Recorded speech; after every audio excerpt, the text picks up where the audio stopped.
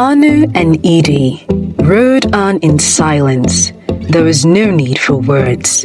Like peas in a pod, they were always together, sworn to protect each other. They've had many feats in their early years, like the Battle of the Fastest Runner, of which no one ever claimed the trophy.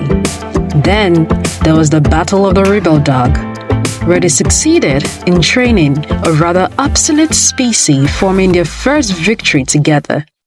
But this time it was different. It was not a war of arm wrestling like they prided themselves in, or a war of the most agile athletes.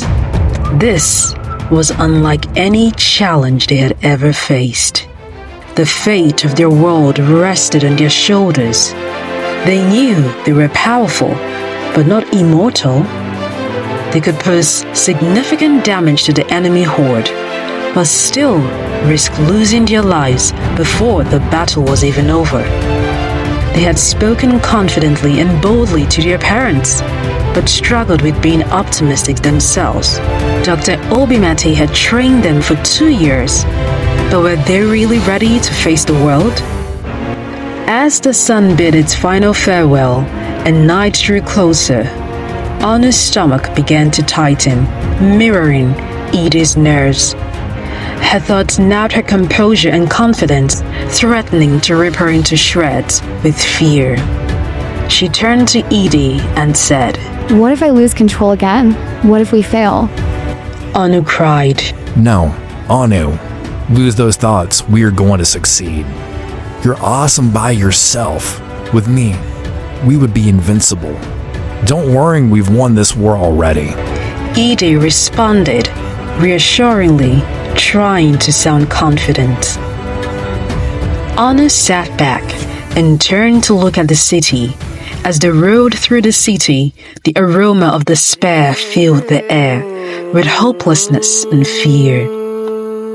The once bustling town stood steep in destruction, reminding Onu of the despair that drove them from their home in the kingdom of Alaucha.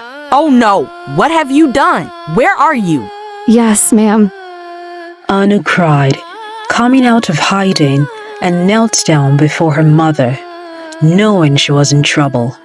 Mrs. Utoasusu knelt down beside her daughter and placed her hand on the 18-year-old. She wept bitterly. Do you want to kill me before my time? What else do you want me to do for you? I have encouraged you, advised you. I have begged, I have cried. Look at what you have done. This is the third house we are moving into, and you have destroyed it. We have no money, nowhere else to go. What kind of a child is this? She complained bitterly. As she gently released her grasp from her shoulders, she was afraid she might hurt her if she kept holding on to her. Dee, what are we going to do? Where are we going to go? Who cursed me with this child? She wept as she placed her hand on her head in anguish. Mr. Utoasusu embraced his wife and held on to her. He was distraught and confused as well, but had to remain calm to figure out a solution. Nay, it's going to be okay. We'll get through this. God will show us a way. How? Look at our house. It's gone. It looks like a fire ravaged our home. The walls are destroyed. The roof is gone. All around us are remains of a house that once was. Was it an earthquake or a natural disaster? No. If it was so, we would be eligible for the government's relief package. No, it is this child. Who has cursed me with this child? D. This is the third house. The third. She yelled angrily. "Mommy, I am so sorry. I was so angry at Ide, I lost control." Onu begged, sobbing. How would that return my house? Are you the only one who gets angry? Everyone gets angry. Why must you destroy people in your anger because you have a mouth? Look, the neighbors would soon gather here. The secret we have been trying to keep will be exposed before the world. Then the government would take you away and turn you into their lab mice. Is that what you want? Then why didn't you keep your anger in check? She berated her all the more. And you, why did you aggravate your sister? You should know better. The last time too, it was you that made her angry. What kind of children are these? She turned to Onu's twin brother, Ide. I'm sorry, Mom. I didn't mean to. We were playing. I didn't know she was really angry until she started shouting. He stammered. Nay, people are gathering. Everyone quick, grab any possession you have left. Mr. Utasusu ordered his children. Nay, leave the children to me. Go and get our stuff. We must leave now. So, we are running again? She said softly as she looked at him through tear-filled eyes. Please, nay. The government officials would be here any minute. It'll be a different story altogether when they arrive. He urged her.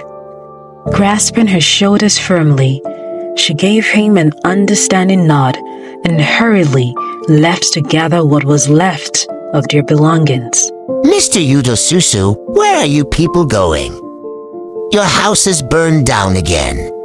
Pa Anthony asked as they were leaving. Yes, sir. The children said a wildfire started in the bush and reached the house. We are lucky to have escaped. We are even now on our way to the state office to make a formal report. Mr. Utasusu responded casually and walked quickly away from him before he could ask him any more questions. But why is it only your family this kind of thing happens to? It's true. I heard that was what happened to their first and second house, too. A plump woman remarked. Are you serious? I heard the noise of the explosion, and I thought the war had started. I didn't want to come out. Another lady responded. More people gathered to where the spectacle was to talk about it. It must be their children. Someone told me she saw when the parents entered the house. The house was already burned by then. And get this, the parents were not around too when the last two houses were burned. A fair-skinned woman shared. Wow. The women exclaimed. But how can someone give birth to such destructive children? I would have thrown them into the streets a long time ago. A well-dressed woman added. They are still your children. Another lady spoke. Whose children know they become my enemies once they start attacking my wealth? I know how wealthy the Utasusus used to be. See how they've been reduced to rags because of children. I rather remain childless. The well-dressed woman declared defiantly. You have a point. The lady responded. The crowd gradually dissipated as the men and women excused themselves one by one to go about their daily lives. The Alawichans had itchy ears, always seeking for the most unusual events to talk about. Alaucha was a wealthy, vast kingdom. It had rich, fertile soil that produced bumper harvests each year. They were called the food baskets of the world. The economy was powered by agriculture and technology.